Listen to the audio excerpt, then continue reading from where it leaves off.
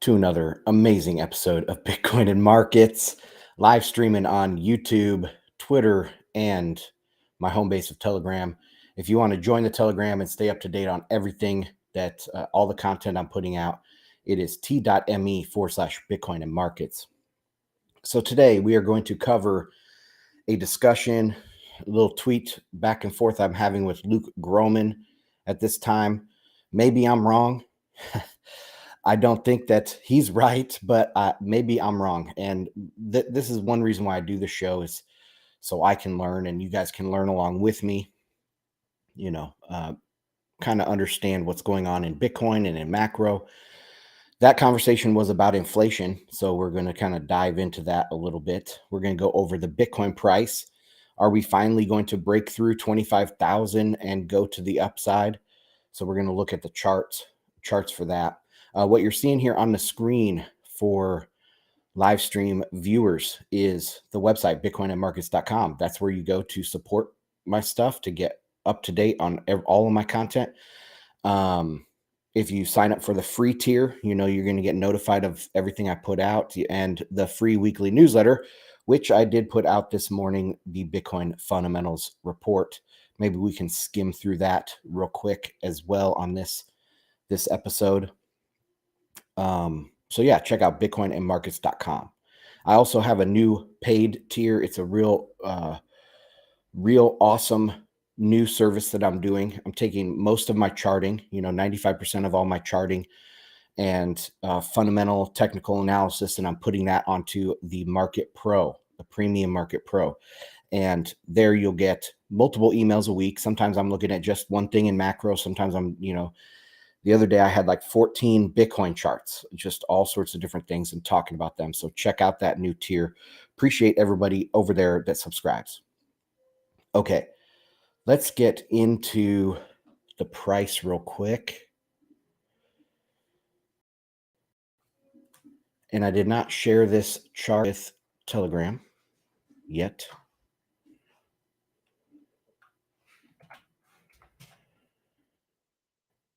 So this is just a weekly chart of Bitcoin. You can see we're coming up on multiple resistance areas. We have passed the 50-week moving average, but we're bumping up on the 200-week moving average, which is sitting at 25,110. So it's right around that 25,000 psychological level. We have broken 25,000 a few times in the last few days, but have not, been able to break above that. I think when we do, it's going to be pretty big. Another indicator I can throw on this chart is the TD sequential. This is one that kind of Tone Vase introduced me to, and it's a time-based indicator as well as a psychological indicator, like how long have we been in a trend and what's likely to come next. These numbers count up to 9, both in the red and the green direction. And at 9, we should expect a consolidation or a reversal. And what we're seeing now is we're on a green 8. So we're getting close to the end of this kind of bullish momentum. But if we go back in time, where I think that the thing that we're mirroring here, or that we are replaying almost in real time, is this 2019 breakout. And I'll share that with Telegram here too. So back here, let me see if I can stretch this out and make this a little bit bigger. So back here, you can see we hit a green 9, and that should have signaled some sort of consolidation or reversal. And it did. We had about 3 weeks of consolidation before we continued higher. And you can see that there's no count above this. And that's because it's just extremely extended. Okay. This is just an overheated wow rally is what it is. And I think we probably are going back towards something like that.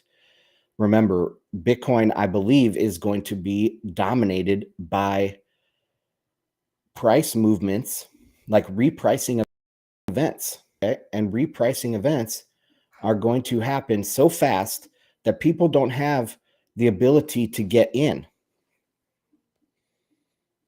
You know, the market doesn't, it chooses the path of least resistance, but also the path of most pain for most people. And what is the pain of going up quickly? Well, it's FOMO. It's the people that didn't buy in. You know, they aren't off zero yet. And so Bitcoin is going to reprice to keep them from getting in. Then, you know, after a couple weeks, they're like, oh, this move is for real. I better get in. And then all of a sudden, Bitcoin corrects 25%, you know? So, and then they sell the dip. That is, I think, the path of most pain is a quick repricing event followed by an extended period of consolidation, like we did see after the 2019 blast off. We had about 6 to 9 months of consolidation, and of course, COVID, smashed the price down. I believe that we're almost about ready to turn around back in 2019. But actually, let's just go back to that. And I'll take the TD sequential off and the MAs. All right, so this is what I'm looking at, this period right here in February of 2020. It did look like we possibly, that could have been the breakout that we were waiting for. And I will share this now with Telegram.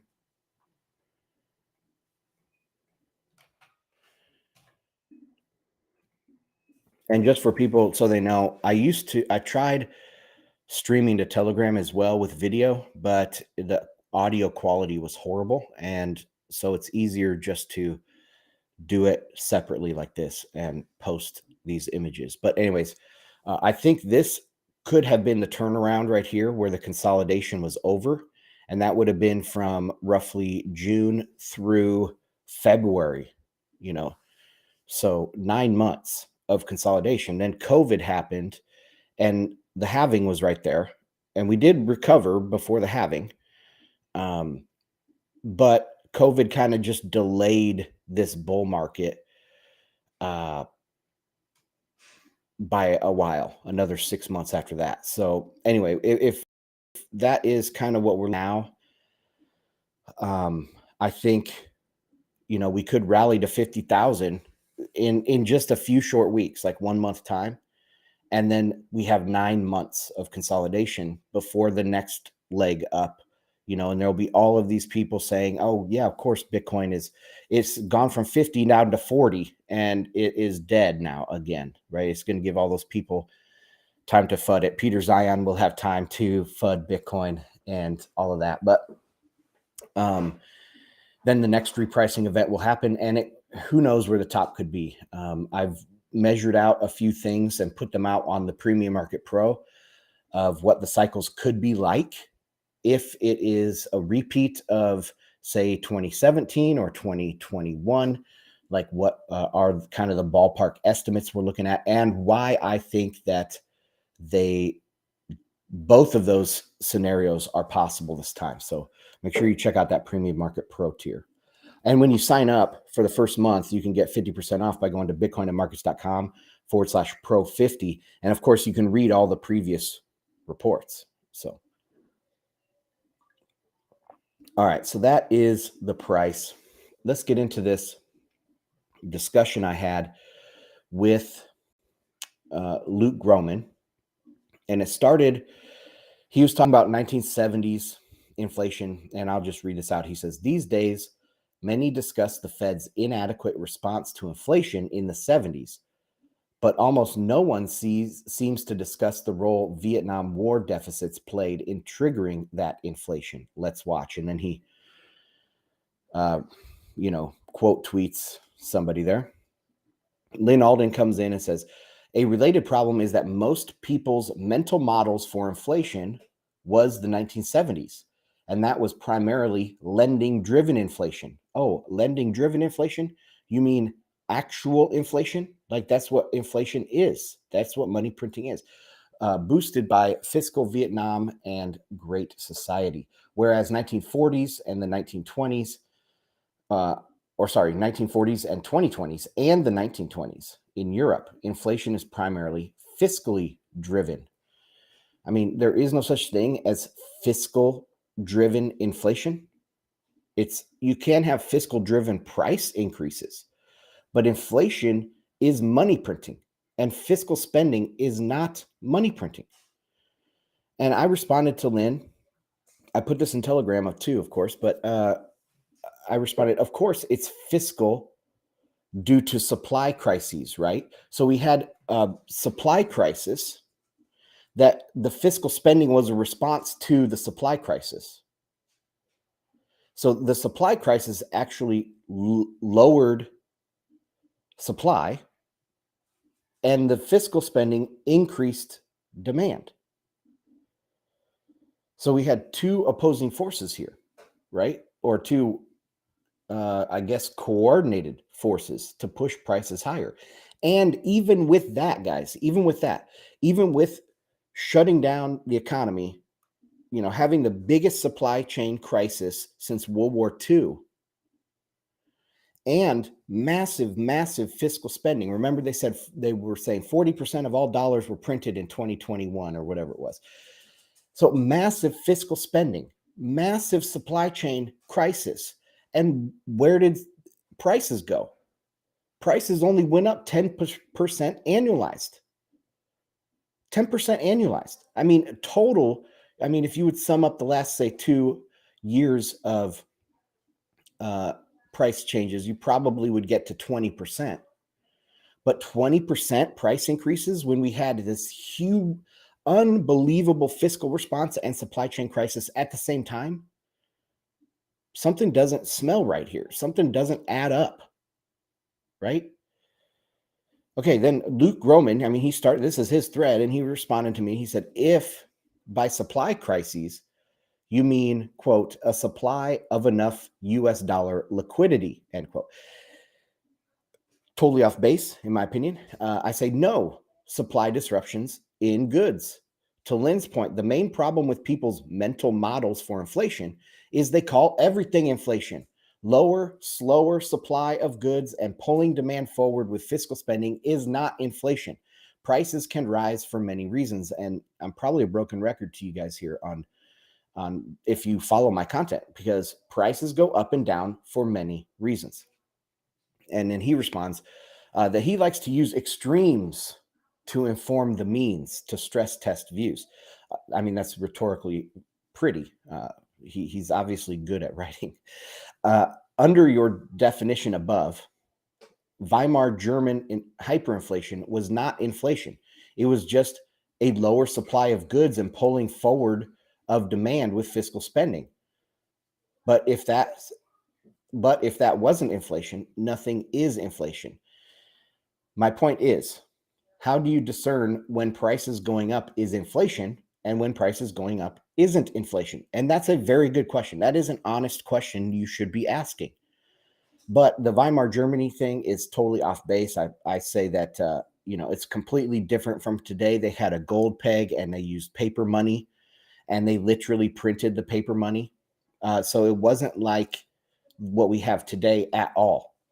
All right. Completely different time, completely different era. All right. Like, we don't even have the option to actually print money today. Like, the government has a certain amount of cash. Like, if they printed just more $100 bills, if they printed 5 trillion $100 bills, or not, $5 trillion worth of $100 bills, and they just started handing those out, that would be very inflationary. That would actually be inflation. But not lending, like fiscal spending is not that. Okay, they're borrowing that from somebody else. They're pulling demand forward. They're not actually printing new money. They're taking money out of hoards and spending it today instead of pushing that demand back to the future. And what happens when you do that? Then you have a hole of demand in the future. And I talked about this, that, Janet Yellen and Biden, they were celebrating how they cut the deficit by 1.5 trillion. Well, to me, that says we are super happy that we're leaving this gaping hole of demand right there in the future. It's just a year or two away. They're celebrating that because they don't understand how this works. Okay. So I say that is the question when he said, how do you discern prices going up, which is inflation and which is not inflation? I said, it's without an easy answer because we can't see much of dollar creation globally, and it's a complex system. So we must start with interest rates and negation of things that haven't caused prices to rise on a consistent basis in our modern system.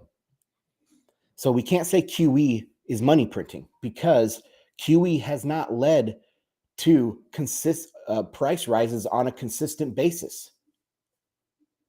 We can't say fiscal spending is money printing because it hasn't led to consistent price increases. You know, you had, since the great financial crisis, 12 to 14 years, depending on how you count it, of QE. Yet it took COVID to cause CPI over 2.5%. And we'll get into that here a little bit more.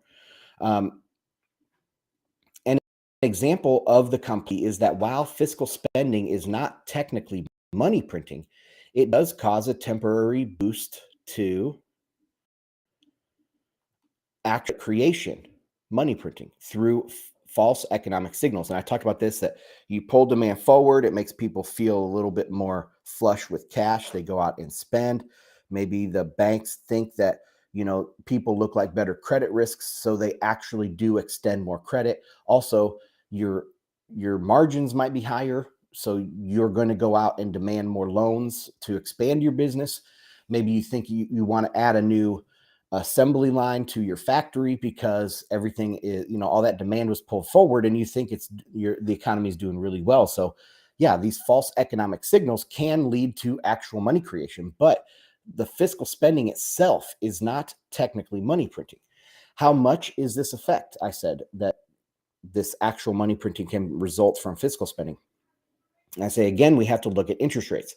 If prices are rising at 10%, but forwards and break evens are 2.5%, can say roughly 2.5% from money printing. And the rest is other factors. And I did pull up this chart. This is the 5-year forward, which is the gold standard for inflation expectations, 5-year break even, and the 10-year break even. And you can see they're all kind of consolidating right now around 2.2 to 2.5. And they haven't really budged. I mean, the 5-year did get up to 3.3. But most of these have been very consistent throughout the years, printing pretty close to the CPI, printing pretty close to inflation. So we can say that these things right here on the chart give us a very good understanding of actual money printing going on. Everything else above and beyond this, so the CPI got to what, 9.7 or something in the US? 9.7, but these break evens were around 2.5. So, you know, 7.5, well, how much does that be? That would be, 3/4 of the CPI was not from money printing, from this pulling forward of demand effect, making people go out and expand credit. That accounted for 2.5% of the total 9.7%, right? And that's how I look at it. But this is not an exact science. We can't know this for sure because we have credit-based money. If we had commodity money, we could look at the supply of commodity, like the gold or the Bitcoin in the reserves, and then we could look at the amount of circulating money or cash, and compare these and see, you know, what was actual money printing. But we can't really do that here. We have to use different numbers to get an idea of what's going on. All right, let's go back to this thread. So he said, if deficit spending occurs in the context of QE, it is absolutely money printing, per Bernanke. I mean, that's wrong. That's completely wrong. Deficit spending is not money printing. It is borrowing money, literally. That's why it is debt, because it is being borrowed from somebody, right? There wouldn't be a national debt if it were money printing. Think about this in a balance sheet. If I have a balance sheet, the government balance sheet, and um, I print money, my assets are going to go up, but not my liabilities are not going to go up. I'm printing money out of thin air. My liabilities don't increase, just my assets increase, right? So deficit spending or borrowing of money, the government debt, it's a liability. There's a liability involved there. So this is not money printing. They're borrowing it from somewhere. They're borrowing it from savings and pulling it forward. And then in the context of QE, what he's saying here is by adding this into the formula here, by saying you're monetizing the debt, the Fed is monetizing the debt, but they're not doing that either. They are swapping for, it's an asset swap. So deficit spending is not money printing, and QE itself is not money printing, but somehow when we put the two together, we get money printing. No, that's not how it works. That's not how it works. Okay, to the extent the Fed's balance sheet never reverted to pre-GFC levels and the US government ran deficits all those years, the Fed effectively printed 7.5 trillion in the past 14 years. And I say, there is only circular evidence to support this claim. So, they say, oh, prices went up and, well, I would say, look, the prices really didn't go up for 12 years. But they'll say, look, prices are going up.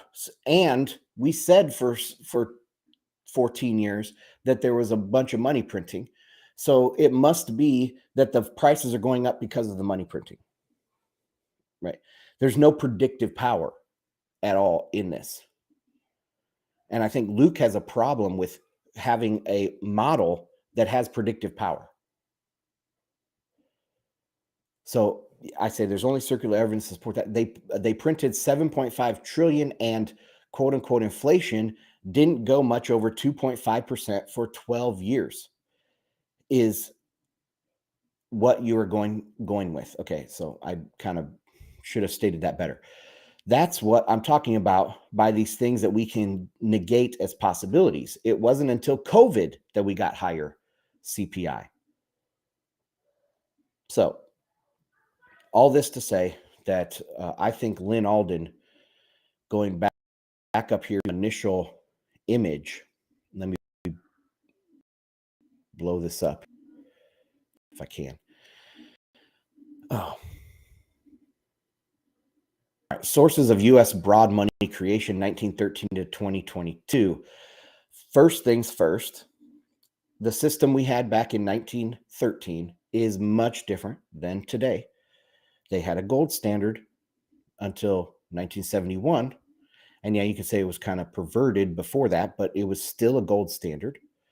And so there are some differences here, obviously, when we talk about a credit-based standard versus a gold standard. So it's very hard to compare these types of eras in the monetary system when they are so different. They are so different. All right, but anyway, what this blue line is the fiscal deficit, and it just happens to also be supply chain crises, right? Like look at this one in World War II and World War I. There was a lot of fiscal deficit spending, but that was because of supply chain crises. And that's why my initial response was fiscal due to supply crises, right? Because that is what it is here. That's why I think today is much more like 1947 than it is like 1977. But anyways, really, she could get rid of all of this and just leave this orange line. And what would it look like if she did that? Well, it would look like it's decreasing under 5% now. and not going higher. That is actual inflation out there, is the orange line. That's all she would have to do. And we could actually backwards engineer this with the orange line and CPI, and we could look at what that means for deficit spending and new bank loans, or sorry, money growth. So we can reverse engineer this. All we need is peak bank lending, or this bank lending one, new bank loans. Okay. Anyway, that's where I'm going to stop with that. Go back to this screen. And that's it for today, guys. I want to thank you for joining me. Bitcoinandmarkets.com is my website for all of my content. I try to get these live streams out a few days after they go, they are aired. So if you miss anything, you can always go to the podcast feed or the website and find that. Also, join me on Telegram, t.me/Bitcoin and markets, to join the discussion on a daily basis about macro, about Bitcoin, and all of that stuff. So that's going to do it for today, and I'll see you on the next one. Bye.